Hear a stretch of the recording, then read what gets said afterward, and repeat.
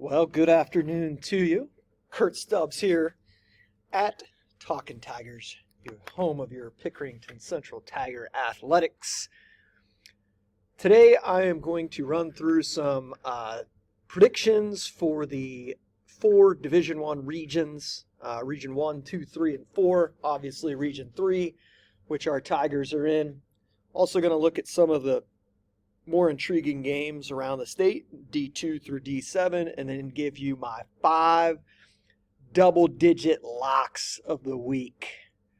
So I think I'm going to do this throughout the playoffs, just having a lot of fun with it. Nothing quite like the OHSAA football playoffs. It's just in a different league of its own. The atmosphere, the level of play raises, and just a great time of the year. So with that being said, let's jump into it. So we'll start in Central's region. So I like Gahanna, I like Hilliard-Bradley, I like Pickerington Central, and I like Pickerington North, which obviously would set up that matchup with Central and North next week. The bottom half of this bracket, I like Upper Arlington. I like Darby in that 7-10 game with Westerville Central. Depending on what Westerville Central team you get, that could be very interesting. I like New Albany, and I like Hilliard-Davidson to repeat over Grove City. Davidson got them 7-3 in the first meeting, which is very interesting considering how high-powered Grove City's offense has been this year. I feel like Davidson will find a way to limit them again and move to the second round. All right, so let's take a look at, we'll go one Division 1, Region 1, 2, and then 4. I'm going to go St. Ed's, obviously, in a 1-16 matchup. Massillon-Jackson in the 8-9 game there. I like Cleveland Heights over Lorraine. And in Chuck Kyle's last OHSAA football playoffs, I'll take him over Cleveland John Marshall. Bottom half of Region 1, give me Medina, give me Wadsworth, give me Mentor, and then Canton McKinley coming off that loss to bitter rival Massillon last week. I like them over Glen Oak, and that is a rematch. Mentor Brunswick is a rematch. Medina Strongsville is a rematch. So you got several rematches in the bottom half of this bracket. All right, the top half of Region 2, Dublin Jerome kind of has been faltering a little bit lately. This is a tough game with Olentangy to open things up in the 1-16. I don't really think there's a whole lot of separation between these two teams, but I'll take Jerome. Olentangy Liberty surprised me last week losing to Orange, but I think they get right in the 8-9 against Whitmer. Perrysburg to beat Findlay. And then I'll take Olentangy Berlin, a team I really like, playing really well towards the end of the season. Give me them over Delaware Hayes. Good story for Hayes this year, though, finishing 7-3. Bottom half of this bracket, the team I think will eventually come out of here, Springfield, which would set up a rematch with Huber Heights Wayne. Wayne and Fairmont played a really good game the first time. I think it was 26-21. Fairmont won that game. I like Wayne this time around. Centerville and Northmont played earlier in the year. Give me Centerville with that stingy defense. And then Kaufman and Marysville, I think, could be one of the games of the night. If Marysville can get that running game going, they could pull the upset here in the 11-6. But I'm going to go with Kaufman. All right, Region 4, the last region in Division 1. Give me top-seeded Moeller. Give me St. X at 4-6 to knock off Fairfield. I'll take Springboro over Oak Hills, and then give me Mason over Coleraine. Mason really ended the year hot. That's another team with a really good defense. They played Gahanna earlier in the year. Gahanna was able to win that game in a low-scoring game. All right, the bottom half of Region 4, I'll take Cincinnati Elder, a team we're familiar with. Give me Milford. Lakota West, who comes in undefeated. And then give me Cincinnati Princeton in the bottom half of that bracket to round out Region 4. All right, let's take a look at some games of interest tonight. These could be all over the state.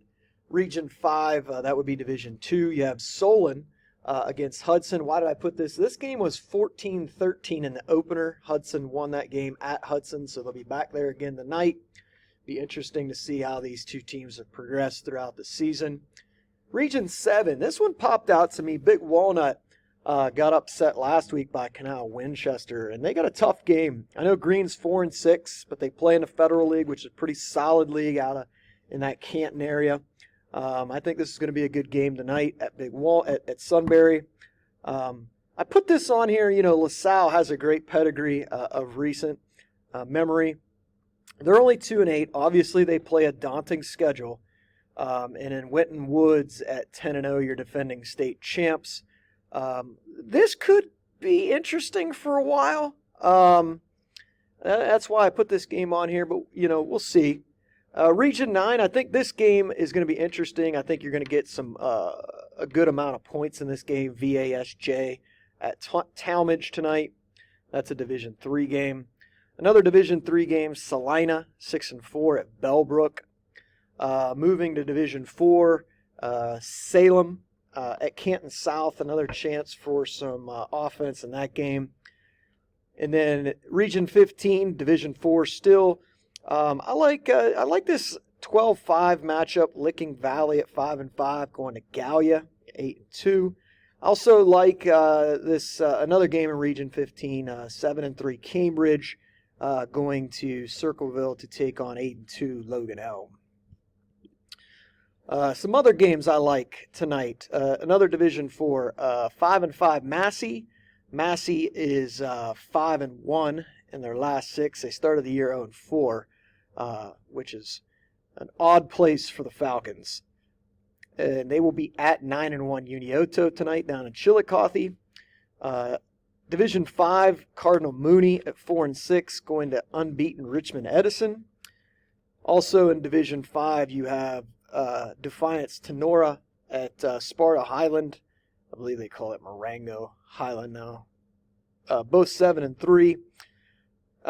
Division or Region 19 there, you got Columbus Academy at Centerburg. Region 20, you got Waynesville at 3-7. They play a really good schedule, and they are at 10-0 Northeastern.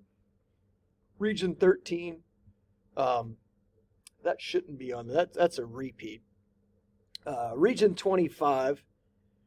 You got the Lucas Cubs going to Toronto to take on the Red Knights, and then Delphi St. John's at Arlington. All right, so coming up here is our double-digit locks of the week. And there they are. So my double-digit locks of the week.